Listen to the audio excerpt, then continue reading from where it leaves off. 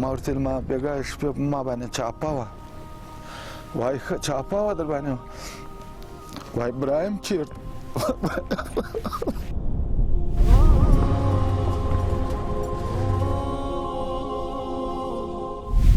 او بچه تو افغانستی یا این چیزی امریکایی تو هستی؟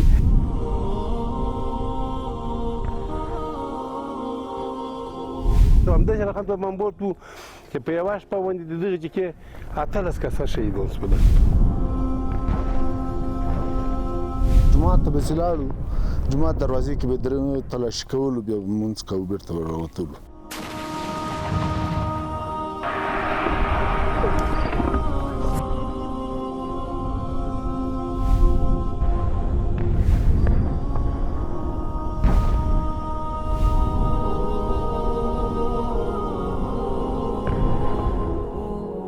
با سلسله روایت‌های از جنایات قوای اشغالگر امریکا اکنون می‌پردازیم بر روایت از ولسوالی محمد آقای لوگر. اکنون که بعد از 2 سال زمین‌های لامزروع دوباره سرسبز گشته و کاریزها دوباره آبش را به جویبارها سرازیر می‌کند و این ولسوالی نفس تازه بعد از سالها اشغال و بمب و بارود می‌کشد که از نعمت آزادی و امنیت برخوردار است، ولی روایت‌ها و قصه‌های تلخ در سبزه‌های مملو از درد تا هنوز وجود دارد.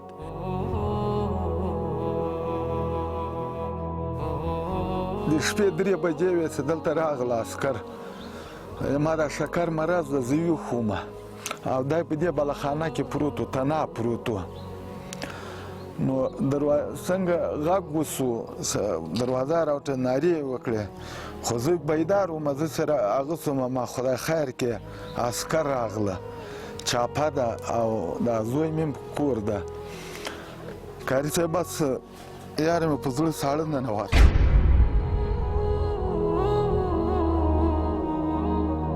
لاسو مې هم کار پرېښو، پښو مې هم داسې رېږدېدم.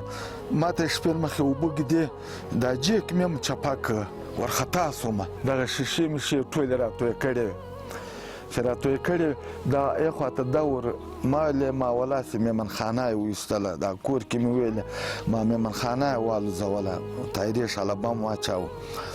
خو داسې مې دا کړکۍ نه راکاته دا دور ښکارېده. ما ورته ویلې هغه نه ده، مېمنخانه یې وانه لوځوله، دوکان یې والوځاوه. ما دوکان یې والوځه، مېمنخانه یې نه ده لوځولې. د صدر پلار و. زه ویلې وایي شپې دلته یو غرض سو، دا څه چل و؟ هغه ته موږ ګل وایو. ما ورته ویل ما بېګا شپې په ما باندې چاپه وه. وایي ښه چاپه وه در باندې؟ وایي ابراهیم چېرته؟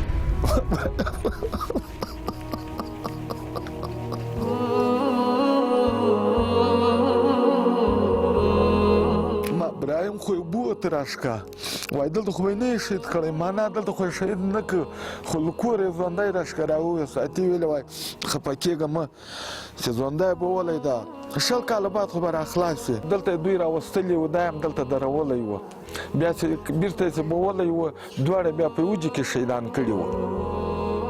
دا شهید کړی وو، دا پښه یې پې مته کړې وه، دا لاس یې پې مت کړی وو، په دې سترګه یې ویستلی وو، په دې سترګه یې ویستلی، دا سترګه یې پټه ده. ما سره ویډیو هم شته، زه به ویډیو هم در ښکاره کړم. دا سترګه هم داسې پټه نیولې، خو داسې دا مازغې داسې ټول باد سوي وو، خو ډېر رحمانه یې وځلی و، ډېر سخت ظلم یې ورسره کړی و. دا به یاره 14 کلن 19 کلن و، ګیر و برید لا نه و راغلی. لشکر الحاد و استکبار هزاران فرزند و نوجوان این سرزمین را بیرحمانه بر اکبار خمپاره ها بم و بارود بستند و حق حیات و زندگی را که جزء اساسی ترین حق بشر است از ایشان گرفتند. در سرتاسر افغانستان این جنایت و بربریت ظالمانه خیش را در طی 2 دهه به شکل فجیع آن ادامه دادند.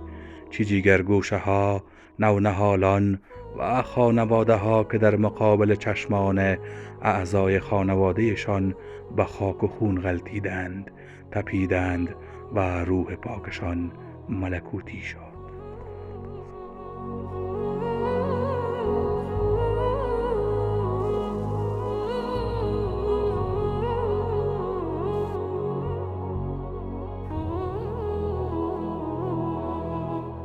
45 نفر بودن در ساحه که ما را کشیدن. نمی امریکایی بیناموسا قدسگ و بدبالای خامدن 45 نفر کشید.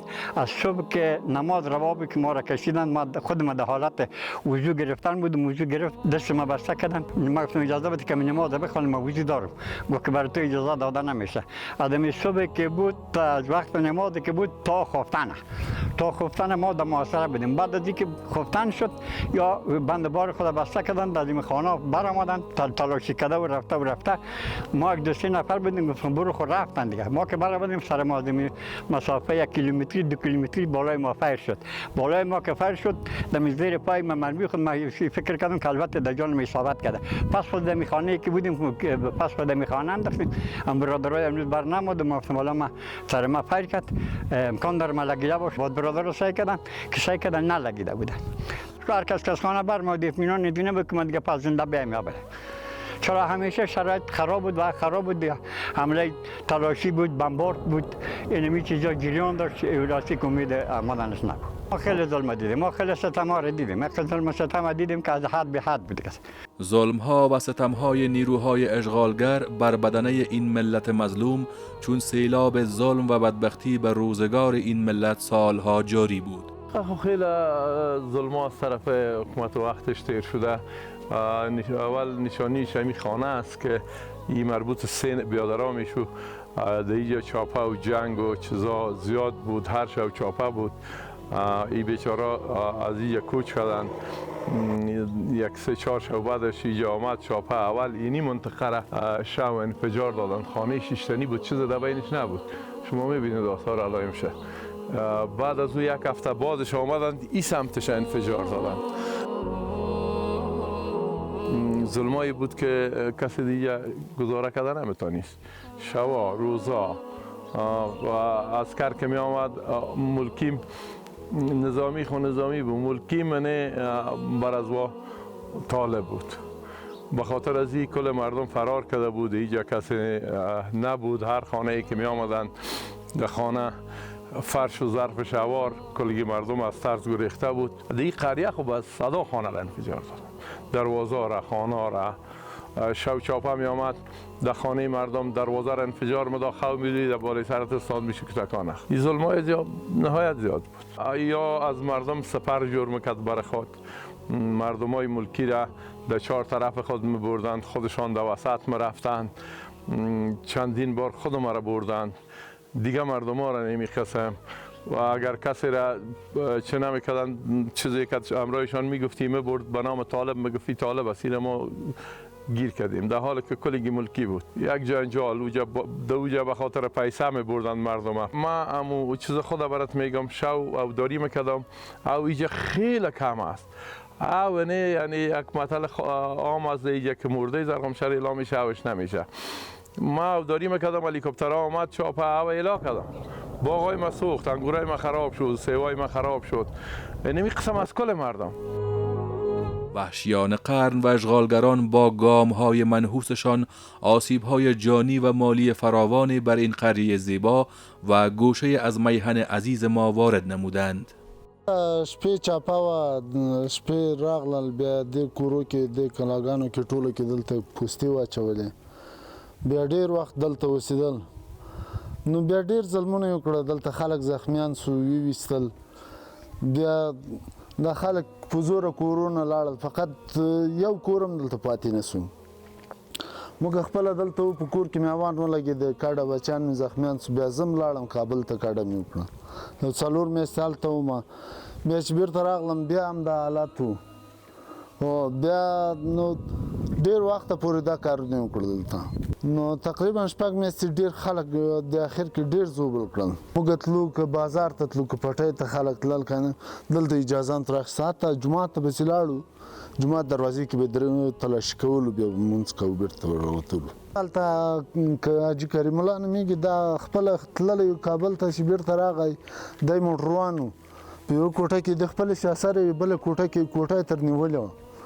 بیا چې آخر په دې شرط هم پرېښود، کته سو، ورغله سپین ږیري ورته وویل چې لاړ سئ، ګوره دا کور د دې کې سیاسر یې دلته تاسې وایي د تاسې شمسي و بیټرۍ موږ ته راکئ، په دې شرط موږ وځو. دا یې ته نه واخیسته، بیا لاړی یو بل کور ته.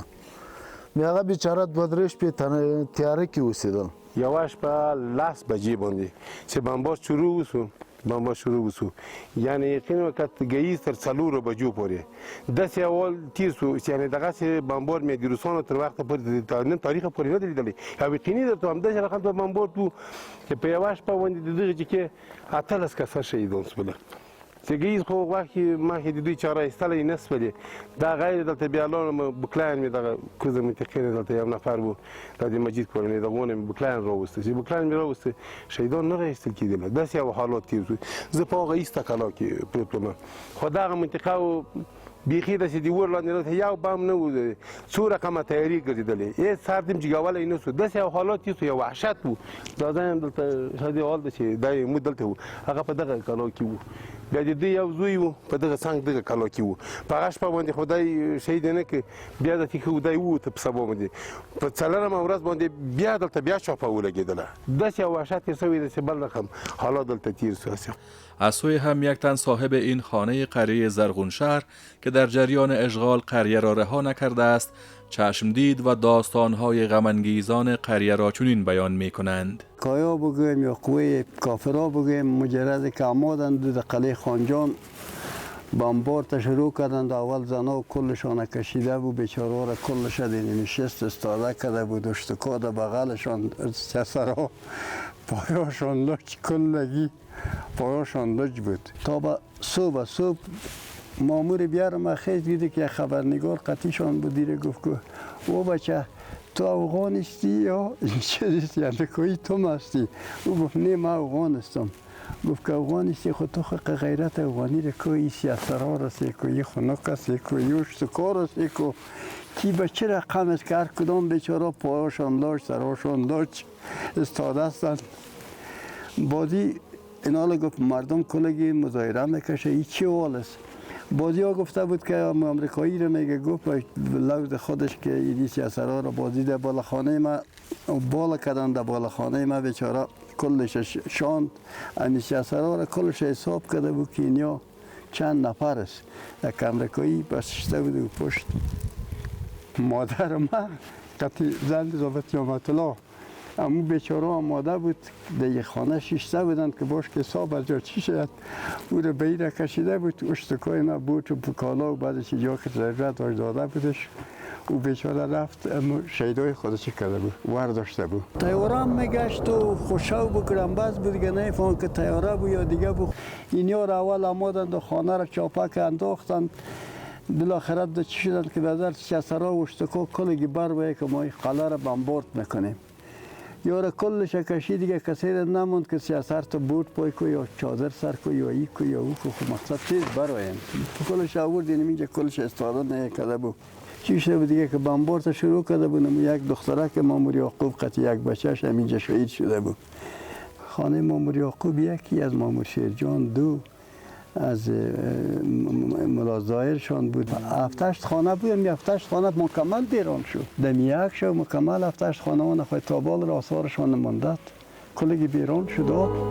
یک هموطن دردمند دیگر ما چنین روایت دردناک دیگری دارد. ما بندی شدیم دماباد کرد بندی خانه آمدیم در خانه ما هیچ کس هم نموند در قلعه ما کلی کوچ کرده بود. ما از ولایت از اونجا ما در ولایت یک دو هفته بندی بودم از ولایت ما آورد تو امیدی دیگه ما علاقه 12 به شب ما از ولایت علاقه از اونجا آمدیم در وقجان پیسه هم نداشتیم پام کالای زار ما سفید بود کالای ما سیاه جان ما کرده بود کالای ما را بندل کرده بود چه لگا ما کرده بودن دیگه باز آخر که آمدیم تو امید وقجان خانه یک رفیق ما بود در نو رفتیم پیش از دو تک تک زدیم گفتم ما برادر حال خود 12 به شب ما زرنشهر رفتن نمیتونیم چه رقم کنیم گفت بیا شب باش با صبح برا صبح که زرنشهر آمدم در قلعه خوک آمدم در قلعه ما هیچ کس هم نبود کلی کوچ کرده بود مردم رفته بودن.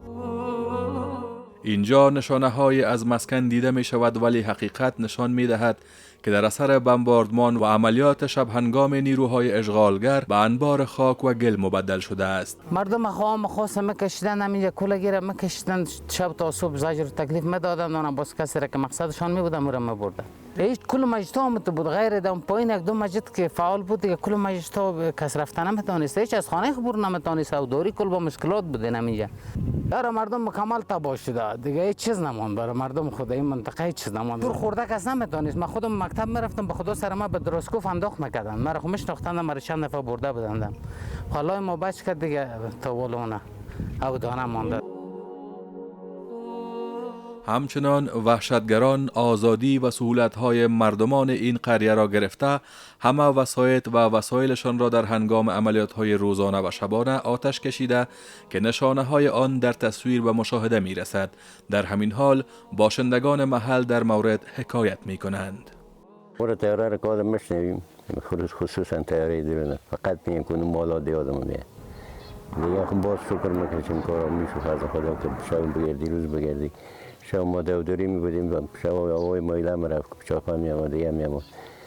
لیکن تو کارا ظلماشان زیاد، کدام ظلمشان هم بگو یکم که بیخی ناقرار بودیم ما خودم خود. در برنامه که موتر برنامه طالب که به موتر طالب رفت آمد کرد، موتر ملکی رم در دادن. خصوصا در این منطقه خودمون که اینجا موتر دینی گراج استاده بکنم، من فعلا استاده هستم. اینجا موتر ما در دادن، اینجا نه کدام طالب بود نه دیگه بود، موتر طالب بود. برنامه‌ای که موتر قریبر خان است. اینجا در دادن، انفجار دادن. مریض بردن نمیتونستن، سودا بردن نمیتونستن، کابل رفتن نمیتونستن، روا بند بکنه. کل مردم فقانش بالا شده بود. تا که هر چقدر سفید آورد داریم که تا عملیات ما ختم نشد، ما اجازه ندادیم که روا خراب شد. آخر عملیاتشان ختم شد، زیادتر جا را بیرون کردن، انفجار دادن، موتر رو در دادن. دیگه ظلمات زیاد شد. 24 ساعت کل مردم در خانه خوب خید بدن، نه برآمدن نتونستن، نه گشته نتونستن. کل مردم در این حالت بود. ما خودمون اینجا خانه ما اون پشتوی 3 دفعه خانه ما برآمدیم، یک منزله بود. ما گفتیم که چی نشه، بمباری نکند. جنگ دوام داشت. او خانه ریدم که میرفتیم دیگه و کنه خود 2 منزله بود، اونجا میرفت که میامد یه خانه دروازه ما رو میده میکردن، در میامد هر چی دلشون میشد دیگه خانه دو خانه کل زیر پایین داشت.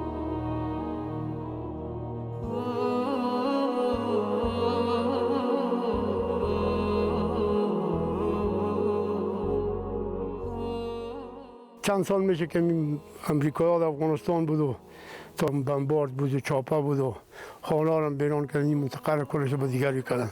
هر روز ما تکلیف از استجاب از زحمت بدیم، براحت یک روز هم نبودیم در 20 سال. حتی مسجد رفتن نمیتونیم، در کردای خود رفتن نمیتونیم، در باغ خود نمیتونیم رفته که بریم. دیگه از استجاب ما با تکلیف بودیم، تیارا بود و زیر پیاده بود و تانگاشون بود. یک ساعت هم یک روز دمابین، 2 روز دمابین، 3 روز دمابین. باز بیاز ما مادن شب 2 بجه شب 1 بجه شب باز چاپه من داختن، این از خانه بکش او رو بکش.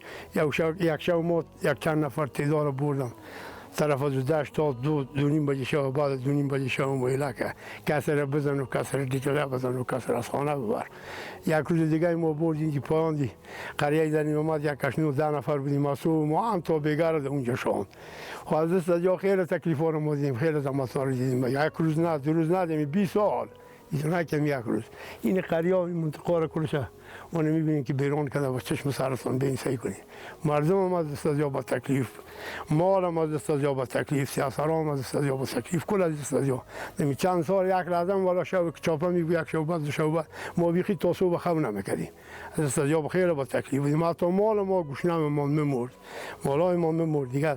از استجاب ما خیلی زجر تکلیف بودیم که چی بگیم کار ما 20 سال با شما بیان کنیم. ما هر روز از استجاب مثال داشتیم. این قریه را کلش بیرون کردن. یار تقریبا کرد دفعه میام 5 نفر، 10 نفر، 4 نفر، 1 نفر، 2 نفر، کسی را زنده میبرد، کسی را شهید میکرد، کسی را با 1 چهارشنبه میبرد بندی میکرد و پس اعلام میکرد. راه را میکشیدن، سسرا را دیگه خانه میکردن و پشتکار را دیگه خانه میکردن، باز بکسا را تلاشی کو، دیگه را تلاشی کو، مردم باز و مردش میکشی، اول لات بزن و کوب بزن، دلشان که میبرد، دلشان که ویلاشون میکرد. پس بام من داده کاری، هر چیزی را کاری پایان من داشتن. سعی میکردن در سر کاری میشیدن تا اون وقت که وقت داشتن که میشیدن که ما اینی آدم میریم قرار سر کاریز می بودن. مردم در کاریز می بودن. این پایان هم در کاریزا بند من داشتی، بالا من داشت، دو بال ترش من داشت. کدام خیلی کاریز در شهر، کاریزا بند شده. اگرچه امروز خاک مقدس ما از گامها و ظلمهای منحوس و ناپاکی این اشغالگران صفاک دیگر پاک گردیده است و درفش آزادی و استقلال ما در تمام سرزمین آبایی کشور طاغوت شکن با کلمه لا اله الا الله محمد رسول الله به اهتزاز است، ولی جنایات این ظالمان بخش از روایت دردناک هموطنان مظلوم و در دیده ها هستند.